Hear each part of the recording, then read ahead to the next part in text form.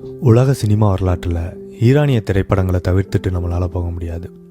ஆனால் 90களுக்கு முன்னாடி வரைக்கும் ஈரானிய திரைப்படங்கள் அவ்வளவு பிரபலமாக பேசப்படலை. 1999 ஆஸ்கர் அவார்டுக்கு ஒரு படம் நாமினேட் ஆகுது. அதுவரை எந்த ஒரு ஈரானிய திரைப்படமும் ஆஸ்கர் அவார்டுக்கு நாமினேட் ஆனதில்லை. உலகமே வியந்து பார்த்துச்சு, என்னடா அது பெரும் பொருட்செலவுலாம் எதுவும் அல்ல, ஒரு எளிமையாக ஒரு திரைக்கதை, ஆனால் இது பல பேர் மனதில் இவ்வளோ பெரிய தாக்கத்தை ஏற்படுத்தியிருக்கே அப்படின்னு உலகமே அந்த படத்தை பாராட்டுச்சு. அந்த படம் தான் சில்ட்ரன் ஆஃப் ஹெவன். வாங்க பார்க்கலாம். இந்த கதை 2 அண்ணன் தங்கச்சிகளை மையமாக வச்சு எழுதப்பட்டிருக்கு. அண்ணன் பெயர் அலி, தங்கை பெயர் சாரா. இவங்க குடும்பம் மிகவும் ஏழ்மையான குடும்பம். ஒரு நாள் அலி தங்கச்சியோட ஷூவை தொலைச்சிட்றான். அதை தங்கச்சிக்கிட்ட சொல்லும்போது தங்கச்சி அழுகிறா. நான் அப்பாட்ட சொல்கிறேன்னு சொல்கிறான். தயவுசெய்து அப்பாட்ட சொல்லிடாத, அப்பாட்ட சொன்னால் என்னை அடிப்பார்.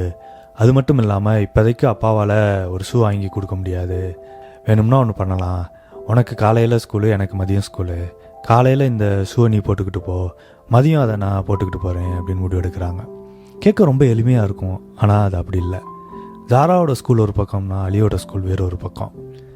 அலி என்ன பண்ணுறான், ஜாரா ஸ்கூலுக்கும் இவன் ஸ்கூலுக்கும் நடுவில் ஒரு இடத்துல வெயிட் பண்ணுறான்.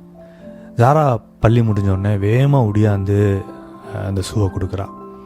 இவன் அந்த ஷூவை போட்டுக்கிட்டு பள்ளிக்கு போகிறான். பல நாள் இவன் பள்ளிக்கு தாமதமாக தான் போகிறான். ஒரு நாளும் பள்ளிக்கு கரெக்டான டயத்தில் போனதில்லை. தன் காலுக்கு சற்றும் பொருந்தாத அந்த ஷூவை அணிஞ்சிக்கிட்டு ஜாரா பள்ளிக்கு போயிட்டு வந்துக்கிட்டு இருக்கான். இப்படியே நாட்கள் நகருது. ஒரு நாள் மாரத்தான் போட்டிக்கான அறிவிப்பை அலி பார்க்குறான். அந்த போட்டியில் 3வது பரிசாக ஒரு ஷூ வழங்கப்படும்னு போட்டிருக்கு. எப்படியாச்சும் அந்த போட்டியில் கலந்துக்கிட்டு ஜெயித்தோம்னா தன் தங்கைக்கு ஒரு ஷூ வாங்கி கொடுத்துடலாங்கிற எண்ணத்தில் அந்த போட்டியில் கலந்துக்கிறான். அவன் அந்த போட்டியில் வென்று தன் தங்கைக்கு ஷூ வாங்கி கொடுத்தானாங்கிறது தான் கதை. இந்த கதையில் நம்ம முக்கியமாக பார்க்க வேண்டியது அந்த அண்ணன் தங்கை உறவு. குடும்பம் வறுமையில் இருக்குது.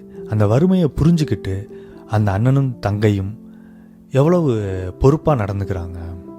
காலையில் எந்திரிச்சு அவங்க அம்மாவுக்கு முடியாதவங்க அவங்க அம்மாவுக்கு உண்டான வேலைகளை எல்லாம் அந்த சிறுமி தான் பார்க்குறான். அந்த சிறுமிக்கு வயது என்ன, ஒரு 8-7 இருக்கும். அந்த வயசில் அவளுக்கு ஒரு தங்கச்சி வேற இருக்குது, கை குழந்தை. அந்த தங்கச்சியையும் பார்த்துக்கணும், அம்மாவுக்கும் உதவி பண்ணணும்னு பல பொறுப்புகள் அந்த சிறுவர்கள் மீது சுமத்தப்படுது. அப்போ அவங்க வாழ்க்கையே ரொம்ப கேள்விக்குறியாக தான் நகர்ந்துக்கிட்டு இருக்கு. இந்த அண்ணன் தங்கை 2 பேருக்கும் உண்டான அந்த உறவு இருக்குல்ல, அந்த ஒரு புரிதல், அது நம்மளெல்லாம் ஆச்சரியப்படுத்த வைக்கும். அந்த தங்கை போய் தன் அப்பாட்ட சொல்லிடலாம், இல்லைப்பா அண்ணன் ஷூவை தொலைச்சிட்டான்னு. ஆனால் தான் அண்ணனுக்கு செய்து கொடுத்த அந்த வாக்குறுதியை கடைசி வரைக்கும் அந்த சிறுமி காப்பாற்றுவாள். படத்தில் தேவையற்ற வார்த்தைகள்னு எதுவுமே இருக்காது. மிகவும் குறைவான வார்த்தைகள் தான் அந்த படத்தில் பயன்படுத்தப்பட்டிருக்கும். எல்லாமே முக பாவனையிலே சொல்லிடுவாங்க.